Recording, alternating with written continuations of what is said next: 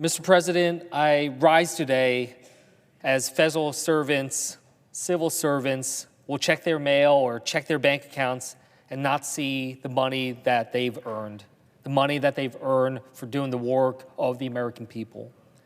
Because hundreds of thousands of civil servants, including roughly 750,000 furloughed government workers, will sit down at the kitchen table tonight and ask some hard questions. Which bills do we pay? What do we do to cut back? How long can we go without a paycheck? These are tough questions, but they are only being asked because President Trump and Speaker Johnson and others have decided that they would rather plunge our government into a shutdown rather than address healthcare cost crisis for millions of Americans that are facing right now these incredibly challenging debates. Now, there are a lot of stories of our public servants struggling in this moment, and I understand that some of my colleagues haven't had a chance to hear them. So I wanted to come to the floor today to share my own story. I started my career as a public servant, as a State Department officer. I worked for the federal government. It was the honor of my lifetime. I emphasize that I was career, not a political appointee. I swore an oath to the Constitution, and I remember how proud I was to be able to raise my hand and recite that oath. I remember very clearly and vividly in 2013, I was working on counterterrorism, trying to keep our nation safe. And while I was doing that work of national security, political leaders on the Hill at that time hit an impasse, and our government went into a shutdown. I remember how distant that felt for me with the work that I was doing. I'm just trying to show up and do work every day to be able to keep our country safe, to be able to watch out for terrorist groups that try to do us and our allies and our partners harm. Why was it that now I was being asked to show up to work every single day and not receive a paycheck? In particular, I was very early in my career, not making very much money, turned down high-paying jobs so I could serve my country. And I did it because I was proud to be a public servant, proud to be amongst the many others that are willing to put our country before our own families, that we're part of something bigger than all of us. But through that period, when we were going through that shutdown, and to remind people, that one lasted 16 days. At the time, that was the second longest shutdown in American history.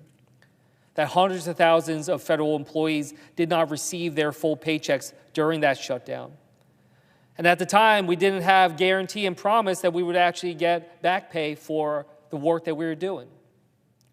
It was challenging. I remember having to call my own family and ask them what I should be doing. Try to think through what I can be doing to make sure that I can pay the bills when that comes up. Had no idea how long the shutdown would go for, and felt so distant. I had no way as a civil servant to influence the discussions on the Hill and the leaders that were making this decision. I remember reading afterwards, the Office of Management and Budget put together a report following the shutdown, and in that report they quoted an EPA employee who spoke with the Washington Post. That employee said, quote, "We love public service.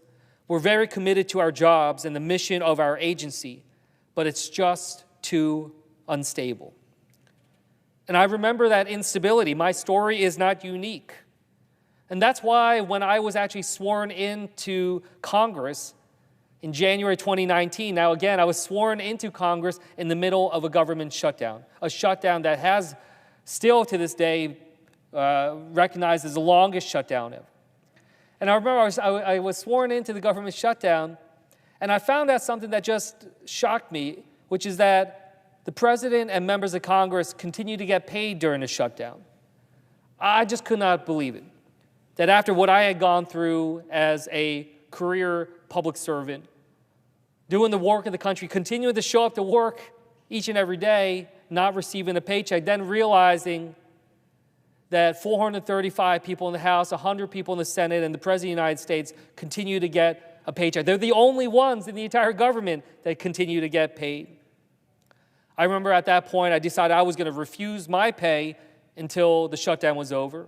And I'm continuing to do that with this shutdown because I still believe in those old sayings that officers eat last, that the leaders eat last, but that by taking our pay during this crisis, especially on this day when so many others are not, we are showing that we're fine having a full plate while others go without.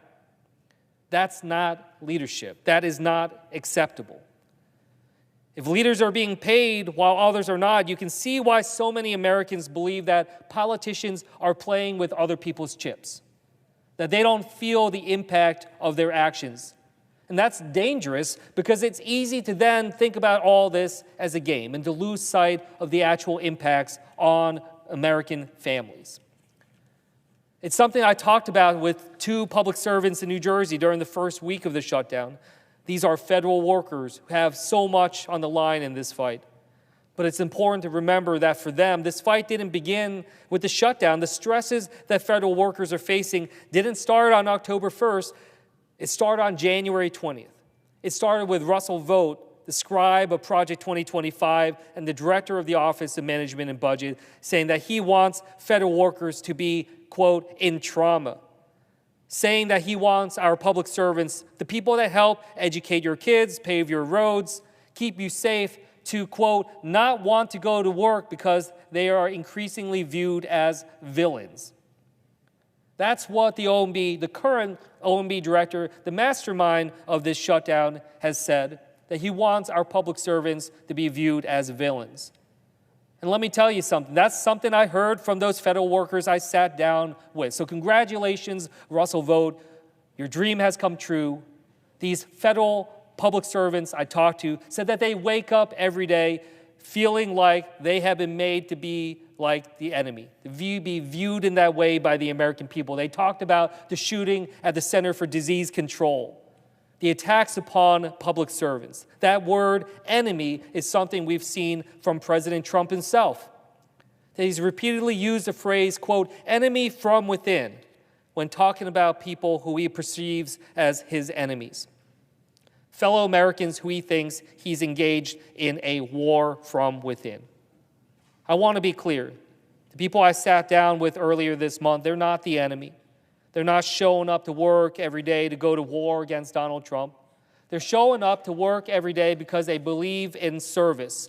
They're showing up to work every day because they believe that they have an obligation as Americans to work for something bigger than themselves.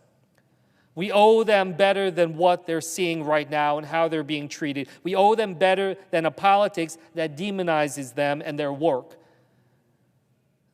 What we see right now, though, is that we don't even have, while our public servants are not getting paid through this shutdown, even though so many of them are showing up to work, I can tell you they are furious that we have a House of Representatives that doesn't even show up, that we have Speaker Johnson continuing to give House Republicans a paid vacation, even though they're not even showing up to work and doing their job.